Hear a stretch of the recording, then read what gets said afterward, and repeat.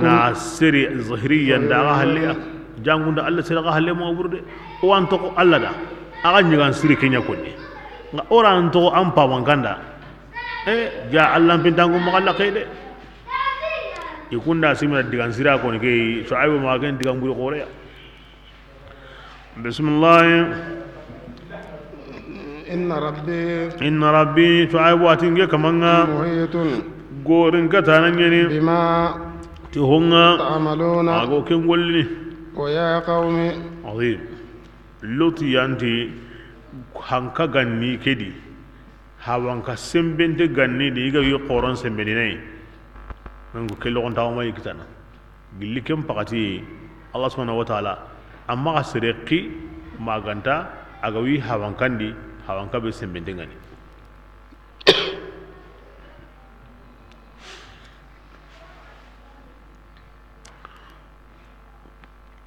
amma girkem mogodi ma wonni kata Allah sallallahu alaihi wasallam bismillah wa ya qaumi ya ansarun i'malu kabiringa aywa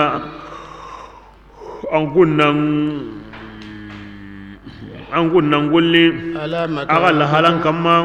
ge shuaibu ga min kullani lahalan kamma ga wajibi a worni yemmentu janga qaten ga worni kenga aga ya gundini a worni yemmentu kenyemme kenga ni garanti ngidan kundi wartaqibu kebirenga aywa qatangi ndi hillagarunga ge shuaibu ga ge ni tanginda no hillagarunga kabaay anda ya mogobe فلما بركبه جاء أمرنا أو يا مريم أو هلكي يا مريم غري ودا شعيب يا كسندي عدو يمو بينو كونغا تمني كبا شعيب يا وري كسندي تهن يقوريا يعني تمندنا منا قلو يا وأخذت الصيحة مني كتا قارو قن يلي غندي يمو يغتو نغندي شعيب سورينا جبريل قاريا isunyon gillige kini ay mi habankan kumpinga nyimi Allah ka shuaibu bani qiqari ila al aikat kunga hana ar kunga katime kun isnada ti awa tunga ndan kallenga kamuna nyiraw kama yawm zulla kun kallen warne shuaibu bani qi kata debu hilliyai jamanu hilliyai Allah rasu yugonya serebani kata jamanu hilliya masro hillin ki kata serebani ya Musa do Harun arasu yugonya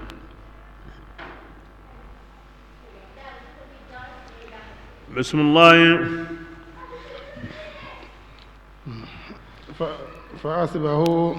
كبرنا أيوة شعيبو أيوة سرم باي غيل لغرا أو إتسنتين كرانتينو أو إكانوني أن تقوم إما تاغد بكري نعم تمو أيواتي أيوة هن إلا تيمو مدينة كندغني كوي مغمبي تامو ترانكون خقالات والله هنينغا ولقد أرسلنا أباد موسى أقوتن كند موسى تيو آيان كبيا أرد الليا كم بانكنتني إلى فرعون كتا فرعون برينغا أدي جمع برينغا فاتبعوا الجمع كبتي فرعون يا مريم وما أمر أنقناني فرعون يا مريم منيا تي سبابا يدي يقدم قومه oti kanan kabati yanko nganani awdo Allah ide kem palle anta ke mesawaba ide adi fir'aun walle ijaman kane يوم القيامة ko tanga iwa batunu koy duna igra batu mobe iganda batu fa awradahum ani rondi yimbendi basa yimerno no yi ganda wari kane andaron no ko be kendi yimbe khorno no وبئس الورد la rabbe sori kana genya batte agaro no kube angorno no kembringa an kana ge atuhina ago mo bede ago do kilesrei to ko da batte agandoro kilesrei magandi nan kinai de magandi nan kinai andi nan kana kem ko ni srei himbe go Allah awdo farenga kem palle magandi nan kana ga on kinai de impala ngoro no an ko ngade bismillah. وبئس الورد ati aywa lo yembono al mawrud kingani kelo dingrai yani jahannaba liwirnya nyongoyga nyongoram bono nyongora bega ya yimbenga sede bega da jing umbala ngutu ngora nyongo ando khair nyalli ni ji nga nyongora nga ya yimbenga amasro de sunun kon di jirege kana sunun kanenga bismillah وأتبعوا لعنة ida aywa kafirin ko batulangandea في هذه ke dunadi ويوم sigen القيامة kotan ka batu tilangandea بئس الرفد de mande mbono المرفوض kingan irange de mande ya na ho yugo nya dunadi na ahalle de malagara na'am ko sire ken mudde men to sire nga illange dunadi nan takata langande ke de ma khari lagara ke bi nga de mande masro de mande ho masro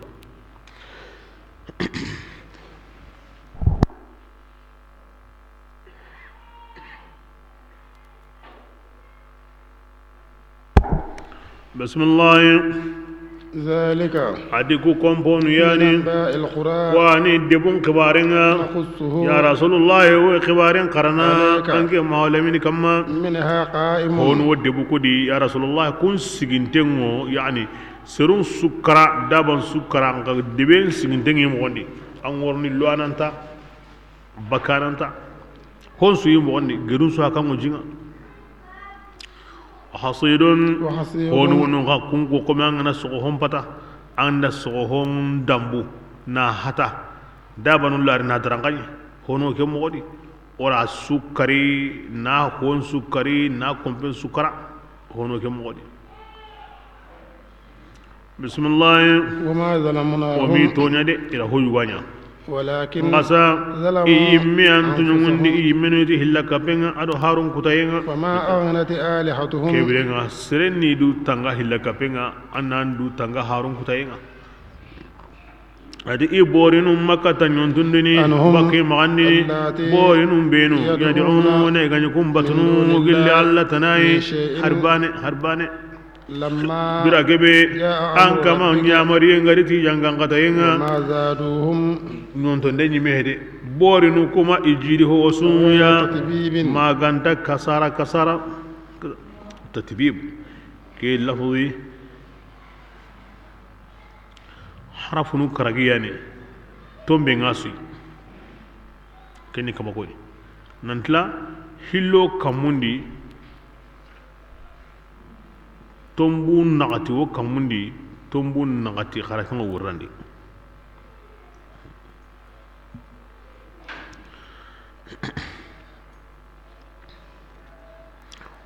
bismillah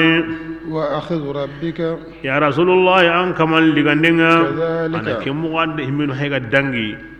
aw kundu ya allah hingo kemu go yadi seden maga simma ken ho dangi tenye ke nyeme de ay awranyon kolani allah gana tina komelliga kemu go yande idha khada alqura birakebi an kamanga na debe dungonuriga وهي nani debe dungonunga ظالمة iga tunyangundi ti junubunga ana kemu wadi de yani har bane ran tarno andari gande naga allah gana tingiri do komenga na sabunya an kute anda girdanga wakati be ko horan tarno anda naga har bane ni kengure no komen ni mogotu maga sigi allah mbutangure maga allah sonondi junubu nganda nya tombe nga na sondo men pinandi na kufare na lagara sogono kebirenga sondo ngumen kawaren bono ke daiman tubi annan sai kata Allah tubi annan sai kata Allah ke mo sondo men jarana awa qur'an ni awina sabu Allah hinne ndo am mo ya an to ko ken ngondi ma junubun tawondi de ma dume junubun kamade junubun Allah sonondini aw gabono ma sondo men lakinga soke kinga nya bane wal iyaz billah alla ganda giran khane maga ho horanta sa gandi aw bakando bangen sunaga bismillah inna akhadahu allah ta'ala rigandinga عليم atorantini شديد akodeni de abu musa al-ash'ari radiyallahu anhu ati allah faran sallallahu alaihi wasallam allah subhanahu wa ta'ala awutu nyungunda nan dukku anta qortinanda an ma dunye sagene an fisikini da an yadana da an bonno da ya anta gilli maga worna riga goro ati wallahi allah ga nariga anta purutun abada tlam ko sunta kare allah farenga da keko ara ke aya ko na yana idgamen to ngondi wa kadhalika akhadhu rabbik idha khadha alqura wa hiya zalimah inna akhadahu alimun shadid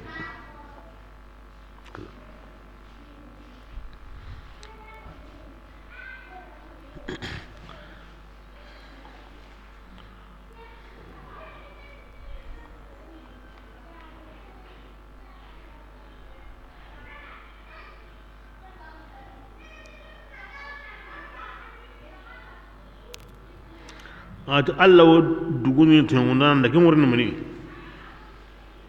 yamudduhu awo tengundanan jidini bi tulul umr ti wugilenga wa sa'atar rizqi ar warjaqa yurubaye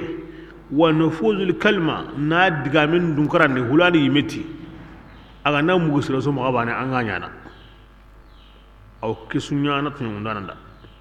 ya awamun da annan sabariya annan fakare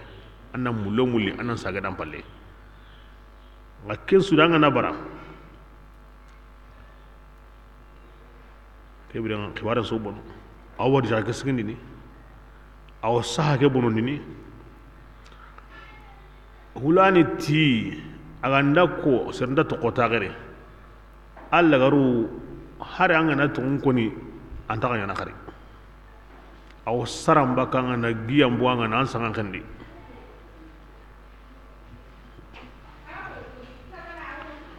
بسم الله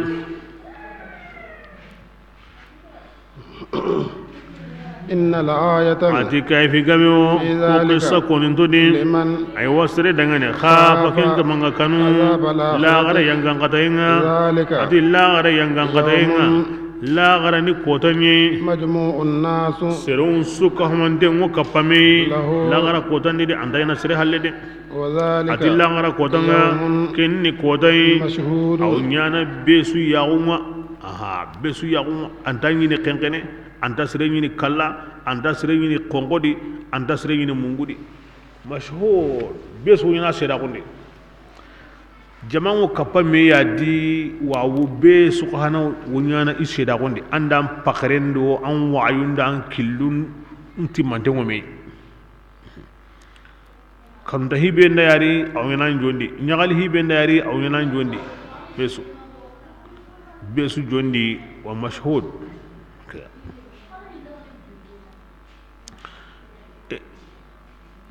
kahirun manni harsa killa gara ko daga ndak mine gende atilla wa ma nu'akhiruhu o kunta dugundino o sabu dangani maganta satin yani ma'dud ayri ganten Allah maga Allah hin sujaten ten nanyima ay honta garawa garawara honta nyane wakatin kane aw wakatin anda kinya ga honta mangene la gara ko tan kamana kinya du kara kentu bismillah يوم karatu kotan be ياتي langara kotan ga لا warni تكلم نفس a ñonkiranta katta إلا senene بإذنه mati alla dungaye فمنهم kentude شقي a an ga saganin liguntakunga a sehen kona gani kona toko kinga awa alla ti an tanya na an palle ka alla ta ne ne mutu hinam nani alla madunganda alla dungayen palle ke ibrahim be ga ma an ga konni an ga da konni hujjanu do sedanu be no gono ikana osiki atike kota nga jama honu ni ulal awa honu ni galama jigeya arno kusindike ka honu wono kuni ulal ngintonga arno ka hukuma yani fil azal bismillah فأما الذين amma yemmu benu kunga galama jigeya o Allah to aw ganni genni kungo yimbenni لهم الزفير gotuma kanne ngo kundanga ni fiha yimbenni aro qaru kanne aw wa shaykhuni kaminda aga nabu kamundi Allah garun wurne gijimendi khalidina dumanu niya aywa yimbeni ما دامت السماوات iwo yimbe kedi kammum pinna dumene والأرض aro wucebe aw munyengo dumene yani duna tare bar kammundo munyelliya na duna ya khidima na wutu kammundo munyen taga kota adu duna go gilli kammundo munyengo gurjene kengara haqqe sine benya ho honta kento mo alla a miliyari haqqen sine woti wo kenya na yimbendi sirebe gattage galma jaun kanne ma alla ma illa ma kendo honta bana sha rabbuka an kamangara kanuna kenka hay kendo kenta bana e kona ken pakato alla gara kanuti himbe kapay kona ken pakato ken murane khalidina fiha abadan bego ko nawre ke iwo dumina yimbendi bada me ke koni mo ken kanunta ke o sire ngongono nan jotendi ango jaten tagundi ni kewre dina khalidina fiha abadan ya angana simme kamundo munye koni hakato bo kem pakinga na yimi allah ni manime ka hay ko ngana sa wo sire ngo kanna yimbe ngure anwa gollen to kono bismillah ما دامت السماوات إن ربك ya rasulullah an kamanga fa'alun nyangunda nan nyangi nyani ko dangani agara kella murude sikima qoran pakirna de allah na to himbe nyana awanya na de wa atiwo kinyana awanya na ka وأما الذين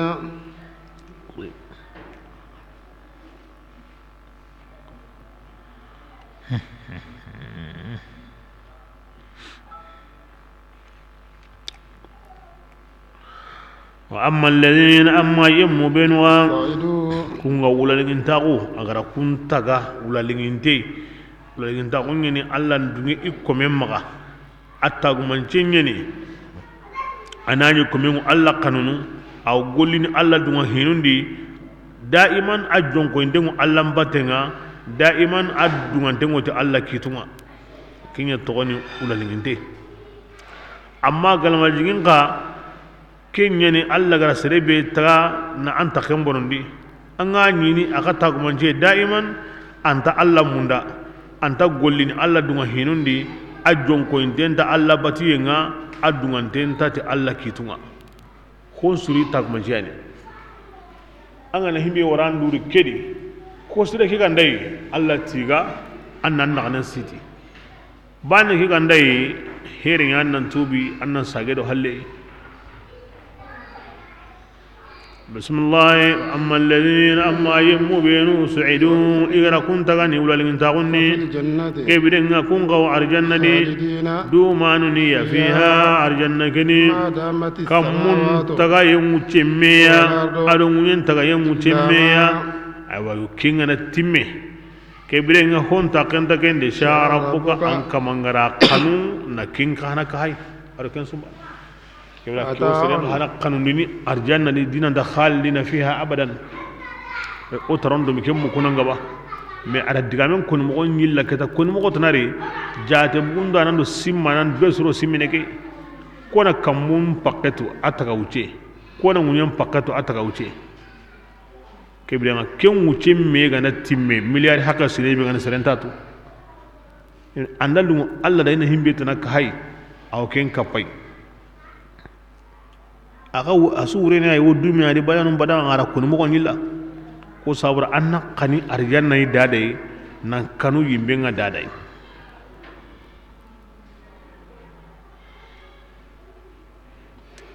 kem palle ti yimben dun kenga natu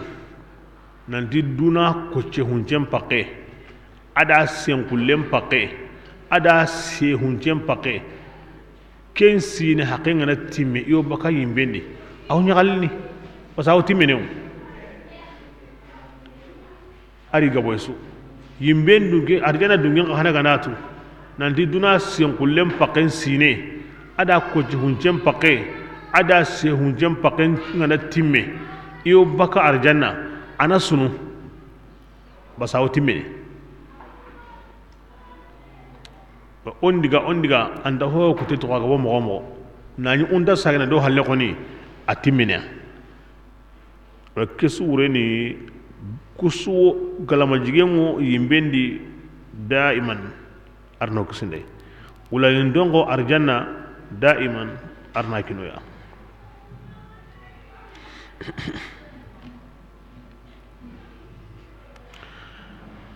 amma kutanu nganaro yimbendi ijunubu ngana nyime ma alla gana dugi ma wakati be kungo baka bira kebe kanjo ndanu kanjo ndenga me kita igaro yimbendi kum paki kaso ngana nyime wakati be kungo baka amradum piti kunga tumbe nuga galma jigawo la kun to ni kutanu aha kun islam ni ikute ikara kutayen kama ya hema ni maga kanjo ndanu kanjo ndemi kita ken takiliti galama jigawo imbe ndume ngantam pakende bane ken piti galama jigiya basa amma kara kahiriya galama jigawo ni asrebi ga kara kahiriya wal yaz billah arno ko sindikenga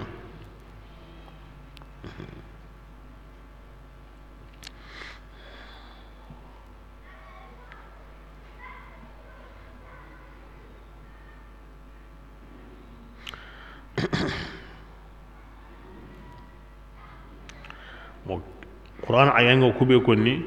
alla farandi amungo kube konni kinga ko ina dron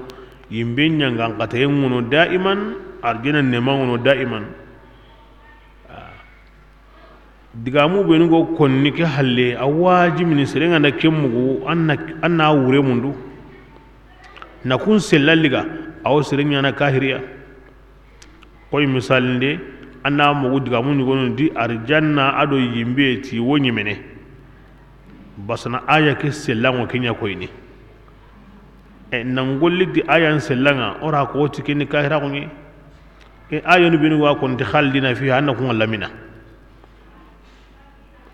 kundiga mu woni mani gari nanti yimbe ngol lagarni yille na nemanga maharanga nda arjanna jinguji yimbe du gonun kamma awi torno igo nema beri alli aya kundiga mu woni mani nanti yimbe ngol lagarni gurujene sera sunta wallino asonye mene ado kuddigamu o kundigamu ay batila ibonon tenni nanti muhiddin ibn arabi da ko ken kan gare ngana saw muhiddin ibn arabiya aha on tara ko gare he kebira otini awre mundu ina gara ko awaju nan kamma na awre mundu on kuna fam mo be kembe parce que daiman Allah ko mo khoro yikon kuna garu me saqiya on tara ko yimme nga awre mundu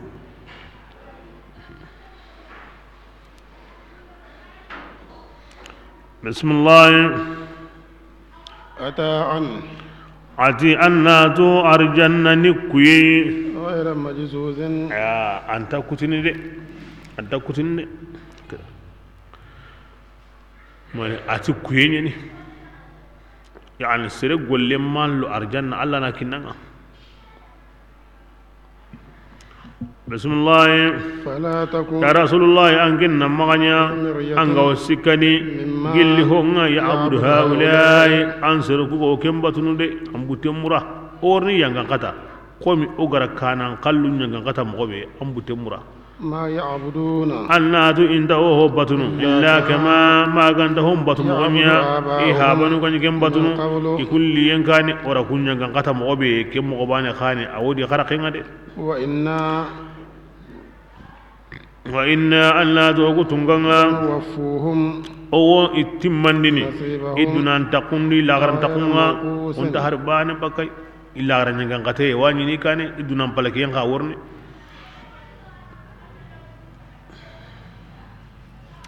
بسم الله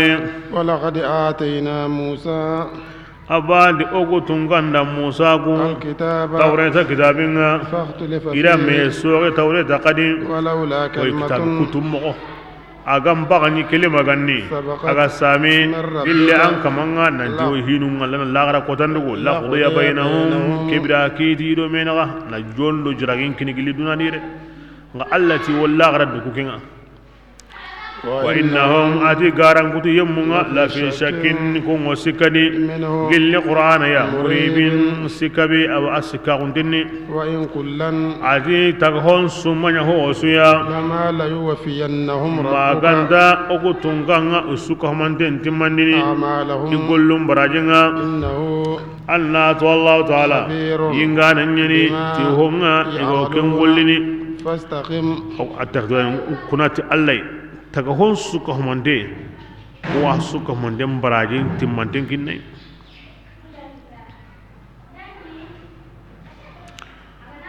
بسم الله فاستقم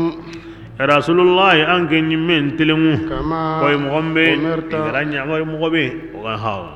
ogra kanda mogobe anyake mogodi anni khirike mogodi subhanallah waman yemmu qantilemu taba ma'aka kunga tubi kapanga khomi igara ko anda mogobe ولا تتغوا andi kun kama daran qarade إنه qaratu allah taala o do quran dana nyini ti honga تعملون. ago kengollini ولا تركنوا ankendo wa islaminu aga ho magamile kata yemmun dar ndenga kunga tunyangundi de فتمسكم النار yimbinna aga memede وما من amanya أولياء gilli de mandanai angundanga ne kingan allah tanai ثم kem balle la tunsaruna intaga de manade وأقم الصلاة allah sallallahu alaihi wasallam ayin ten qur'ane yinte kullum pakati na ni arido suhe sirenga nake tankarage ado sino karage keni yinte kullum pakati aga kuraken kane su awa hoyu gonwani ayu goni watunga nyana hamminga boye nganyana aywa hoyu goni wono angane kullo langa funga nyana kom parfenu ndo ko timalin huyankiye du ko hammini mo osri kinga nyana ay dinga qura sahabon tar alla fari ay dinga qura hanede manna kinya ati hudu sora adu kummenu kinya ni dinga qura ni wallahi o hay hudu sora nyade alla gatini komenda na Allah fare mutiti togonga istaqim kama umirta kenta newde o ga kwanda Allah fare tanna nya anya aga ko tanna ho togono a togono wa togo ken kamma maga bu ken kamma a ken ko teni de Allah ka gana di fare na nya ana nya na de wa ma kan be na bane de wa man taba ma'aka an kun benu gati akan islami kapa Allah farenga ke bidenga ke kuntenga kasuda Allah gati farenda hohonya islami no kharakenya agati farenda sallallahu alaihi wasallam ho togono islami no kharaken togono ati khamma ga dagaran qara Allah gingunde khamma ga dagaran qara agara himbe to haqqe be atoy yige anna mini maga dagaran qara halalendi himbe ga wan torno anna haramin togono ki jimpare cien togono jiban togono himbe ga makurusiti Allah togoy ken togono sagandi nyagamin den togono nambaran togono miju kutien togono miju kampien togono anna riban togono anna gare kutien togono gaga nen kutien payanda yagi ara hakken ko maga dangadi an sengani bani ay angaro hillu ay angaro siku ay haranga na yam mo ma dangi na atodi sinen di kasuta mi do hillo bani de son kasonga kenya sumu ma danga awa ampara to kendi ma harat kendi urondo kiye tampille aro lerun nagati yani faran sallu karga kin nanga sirebe ga wa nyana yimena surondi aw wucenta leri bane baka sallu ku karage wuce leri bane ko kalla baka donc lerun tampile do si konsuanda Allah gotini maga hoho nya keni hutuguna ne ay hondi aga dunganna kenya ke ala tataqaw kama dangi kem pakke kama agar haqqe be kanda himbe di ke diganda kenya gamenni o dana himbe to no ken hotukuna ane yayi ati Allah fare ando yu anyu motonu kharaga khara do ken gadi qasimme de rawaju den to kay innahu bima ta'maluna basir awo aga go himbe nyana awado qur'an daga bate kem palla gara himbe so ken kam ken nan ko asu kama ga mile katta tunungundanu kama ga tunungundu ko ni hewo tunungundanu ma mile katiya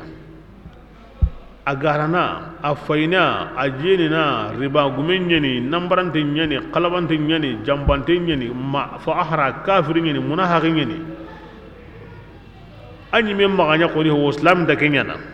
nga kenga bati na nya ga fasirin ma mile katai ma kanu ma dari ma dunga ta gollenga kingen la tarkanu aga batina Allah kuta aga masagen hinan nan kahu Allah ko musulum mo nga maka nyam minyengi maka ko agoli bure ke dari maka dunga tay oga makenya fata masakumun nar adi yimbe mo ko tina gayde amma to ken ho bure ngamba ange manya amma mina ma jogo aken ko ni ande haram ya rayiga arari jubandi akiten katai aken wanda luwe mugondi ngagen kalle nari mani bas Allah gati anna warayo kebe di amma warakin yo kyadi amma yiga amma ran jubandi amma luwe mugondi brasren ni hakara to gadi ke junubu kon na seren kita a ken kana bane ga ken junubu burede wa Allah kwa ko ni ayandi wakati su anda nyana sumbana e himbe garanya yimbe na ken kita ga matubi an yimbe kalleni na dara kama bane allati yimbe mu an hana kitana nasreni du koto annan bu jurubun sudi killa makan ke junubu ya Allah ti faren na hudabari Allah faren di kuyani ke yingulan yin qur'an de akama di faren bane de wa man taba ma'aka ibrahim matonu islamino dona hayde mogara hiya nan siti mbana no lasi no nan siti himbe gara fare ngi tan qur'an de akembe ga ni fare ga ma'sumun yani a garanti tenni allati ya hama kebe okutunga akembe alla batiyeni li shukr ku fandengeni yimbe kanne he arjanna kanu he okutunga akagara ko ati ambane hede himbe nu gati tubi kapanga ando konsu me onuna ana situde umma du marasa umma me marasa ono ana siti muslah handade de kuma ganga ngoni masringa ana sita bismillah وأقم الصلاة فاري أن وسلن دومان ديني أيوا كيين صومون بلدي إذا كان فزري ناجي صوبة صلحنا لغسرة كي وقت نواني كبيرا كن صلي يا رسول الله وزلفا الله صلي أيوا كتيني ورون قدي كيو جمه هترون بقتي أدو سقوهم بقتي كن قو كين غاتو كنتن نواني لكن فرضاً صلوا كرجي بومعنا تفسير بومعا كبيرا فرضاً صلوا كرجي يا رسول الله أم فكرة تغادي أروح مني قطوبي كبار بسم الله الله تو أيوا قول سرنا كن فرضاً صلوا كرجي يبون سيئات وجنوب تكونانون دعاني نيد إلى آخر توكني فرضاً صلوا كرجي أنا أم فكرة توكني يقول أبو ليسر yagare nyugure tamaro gaga na nyani ati yagare nati allo kompendi tamaro sure ngono yagare ngaro kompendi aro kapa yagare nga asanga du yagare ke bate ka akunima mundu alla gari kanna Allah ari kata Abubakar ya Abubakar ati keringe kita de wandi yagare narondi kompendi mon koni majene da bate kempalen sanga tay awo bakar sa daga na tan do suturi annan tubi ma ko sirra de nga amakata adiya ko umar bin khattab da ken kata daga ni andu suturi ma ko sirra tubi kata allah an ga tan majje ne bane ati ima saba ima kata ira ko ni allah farinda igara ko allah farinti ya garen kina diga jihadin nga allah killendi an gani mo kentu an kenda ken jamba iya kendi abali usuri anda hiburenya de akina bugu de beke ad kappa kurle munye angat allah dinan siginden sawura adiga ni yakento an kenda ken jamba na keme dabari ati allah farani yonkolan bihindi wucelate inni misi man sawre gara kara inya to ko kallege kem palle wahayli aqim as-salat kata az-zakirina allah faranda kara aw tuinige aya no gonde hay gara himbe nya junubu tuguna ne ne junubu qoru ben awa andi du tanga junubu qorunga nan sallini koy sallenga kom gobe aw nyana sabu ya aw junubu tunu nya hana iti allah fare keni nge bane a salumai wa mindo be soane allah fare tindaga ni an bane keni be so khalle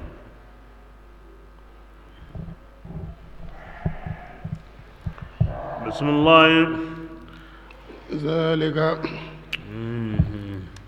zalika aywa ati kibega kona salli fana salli ukara gi dabari nandu tanga jurubu qorunga angena sabu ya na jurubu musanun digandi ati keni wajunde nyai wajunde liganu dangani wasbir yo wajunde liganu da aha ke kalle ke haymani aranya atubi nta menya na nimisadi kenyan sigi aw kuma na kona kun kana wure make wure hinna jurubu musanenya baske ti salle mo kenya hada la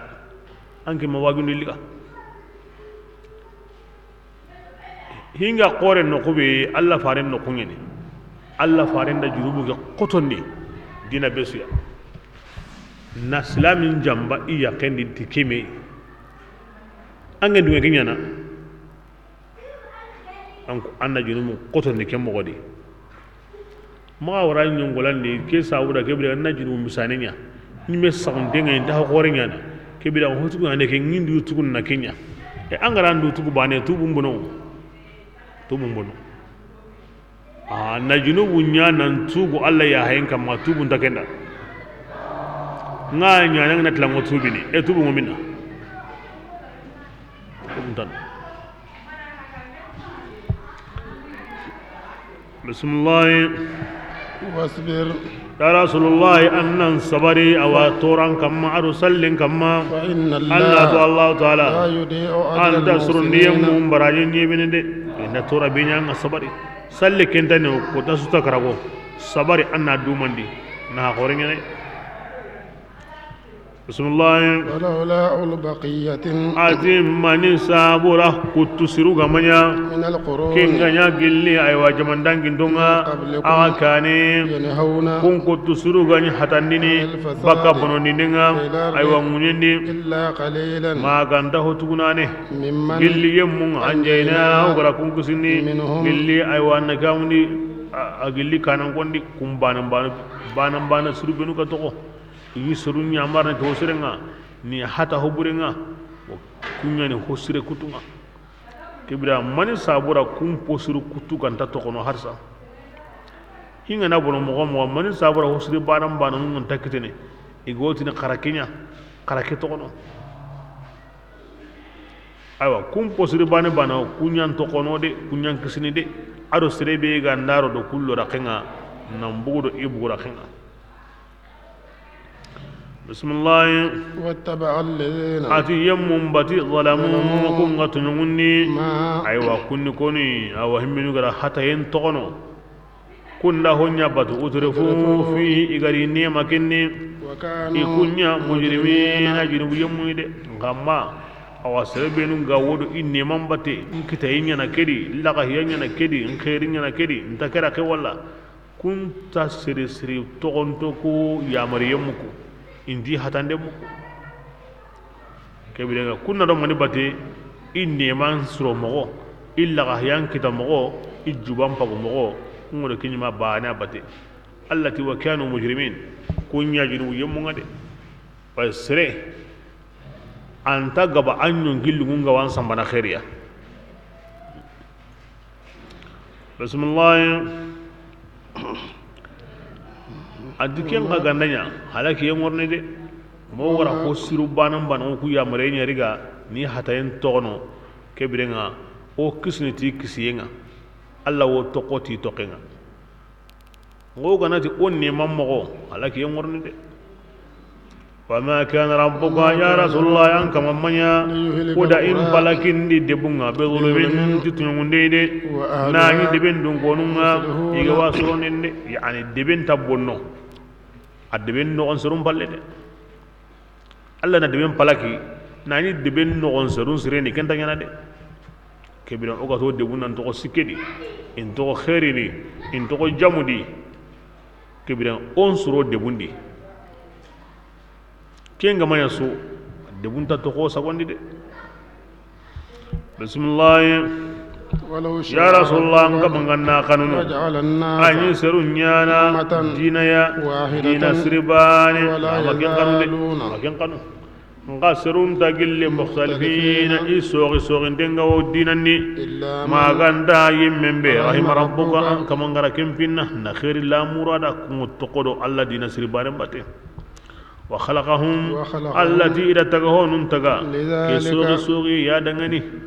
اها هنانو إيغا هم بنو يا كنا تورو سرمباتي ايوا يانغانغاتين كلمانغا واجبي هم بنو كما كنا ديغرو بامبرم باتي بسم الله وتمت بس أن كمان كلمان تمني لأملأن جهنم إني خانقاي التي كنا ميغرا جهنم بهاغا من الجنة والناس أدو سرنغا أجمعين إهل كمان تنزو وكلا لا بد تون دي ميغا نكاتي أغر همبنو تغا أرجانا دا أيوا كونو كل غارين دي ميغا هنغا نكاتي أغر همبنو تغا جهنم دا كونو هنو كل akuna yu non paka kanno sabun suro wa kullan tanwin ardun wal mudaf ilayhi adi serem patagi hon su ko mandenga naqussu o wasu qibaren qarana katange mawlaminiya gilli harun qibarenga ona hon ya qarana nuthabbitu o wan sondo men sabatindini ti humbeya وجاءك الحق تمم بايغري أنغا القرآن دي أروكم آيانو دي واجون دي لانغا مهولميني أرو أيوا هنكون دي لانغا تمم دانون دانغاني تمم يندي هو القرآن كده الله فاري غا مومن ينو نغاجون دي نغادي إسمان دي نغادي أنا كنيا نحنا وقل يا رسول الله كننتي للذين يمون دغني كون غاندا تونغنديني ان كون نغولي اغال حالان كما او كوكان غولاني او حالان كما اكو كافرين دغني تينا هيل غارون تانغي او كوكان تانغي دانو يا هيل غاروما ولله غيب كمون كوم مغاندمو الله دغني ارو نيام بوم بوندمو الله دغني تاغا هونو واهينو ساغني كتا الله تعالى او اسوسو كهم denga ayan takom man asaw imbenda kuta ani bi mem bugandi langara wa abuduhu ya rasulullah alla banina annam binum be sindi alla maga wa ma rabbuka allah to alla wanga sanade ya rasulullah an kam manya ti togonda nay homa ya'maluna igo ken gollinde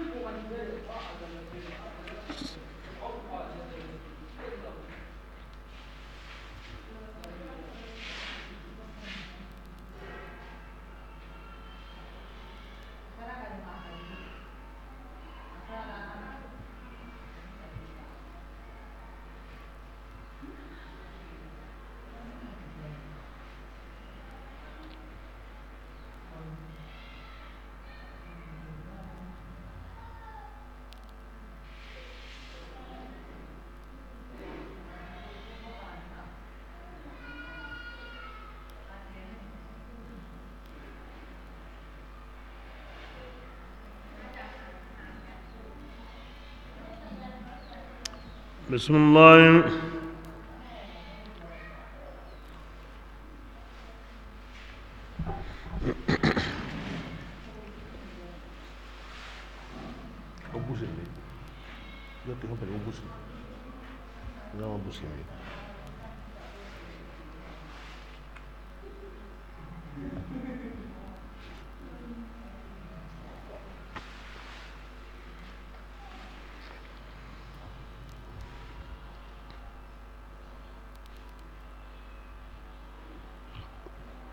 سورة يوسف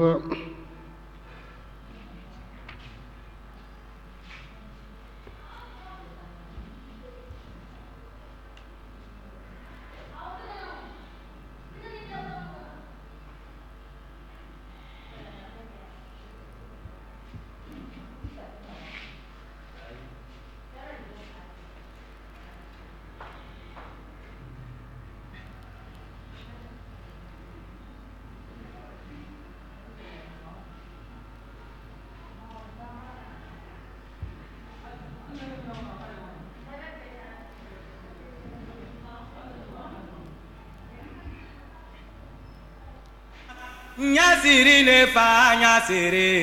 nyasiri kana hinanna ni senfila ne bolo siri ne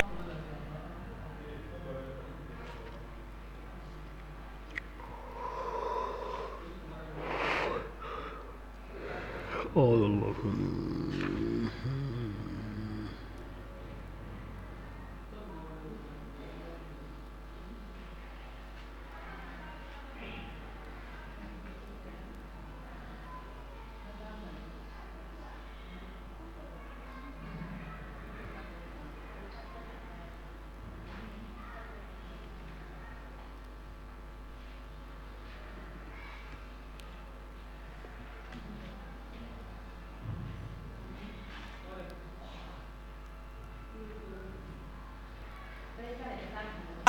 Borai makera iri Allah faringa wakati bi arani aw wakati be di antanne aka gumen fati wakati mi ne Khadija atul kubra Abu Talib khana afat wakati mi ne qoto yun tokime kenda yi maka antanne awi kambanga qoto yendi awi hanjan suka mandinga ko sora nuri ni toki me ba senga ne hi qotendi anga da homu agan qoto an kallenga maga wo akabanta na gon kebrenga aw sabar yankinanga aw nyaare yankinanga aw hakrata ko yankinanga ku hillin tanya ko baka Allah faran mure nan gemuti ke wakatiya amannu mi waqili tarikhundi ti sunon sine ay sunya nan doki nan besi me kem pakati qote Allah faran ngaran ta gondi aro aran ken tampi qote wakati kappa mumina nunga ama new Allah taala nya kem pakati nga awo kusura nu yankandini ni kin Allah faran nga na atto genne undi na wate na saharellay o andu mun kibaran ko nada ado khifaro himinu gada tora qote ngari ana komi Allah go wotna da maga sunu Muhammad magam butem bugundi gawan kutana igawan torono anna to qotam palle ni yurubayni hari aganda lato liriyem palle bugura ke nyawno hari aganda qoto an akhi yugom pa Yusuf himbe gara kita noni gabinga aro jarabi gabinga aro kota gabinga aro konkoy gabe intabana ayugunun ni karon kunni me hasida kunga ayugunun ni mare mun dabare burenga ayugunun yi me na ngarente ngutu na seri gerendi ayugunun ni ya garenda kabana yugo senko lanyani ken kanunte ngai aw ken maran nogondi kota be go kendi yugo hakaran den so kento amal lagari maniya ma wo kennai kota be go kendi yugo hakaran den so kento amal lagari maniya na lanya jarabi nga na wara kasonga na bugu ken nema kadi nema be hotana maru ada na anta Allah kutana ken banani agani dungeni Allah kutoyenga nema ke kon hwanyi kapay dunari yede kanta dungeni Allah kutoyenga ken sabura ari wari torandi kari nangare kasondi kari kasonga nogondi kari atogo i allampike yayi nan sabari tora ke kama ma Allah gawa wutunu kari ken allampido ken sabari sabura na bugu kasonga nan diga wara apalenga kari nanya nindane nanya kanange nanya kallanke ya jamane nogondi jamane be hiti abura he adambe he asrentano nalli anya honsu kamanga manna kinye ntoko do Allah bate mu Allah batunu nta Allah sogene gundondi nta sogene bangayndi bidadu lungoyenti ngalla na Allah kuta yagaren munda kenti ngalla ngo Allah kutana kason liriyenda akoto yenti ngalla ngo Allah kutana dullendo katunne ndo awana gamundi golle kote be gono kenti ngalla ngo Allah kutana nga bugona himbe to kara awangira no konna gondo idabare bure kenti ngalla ngo Allah kutana anko akumara kuya ko Allah farenga nan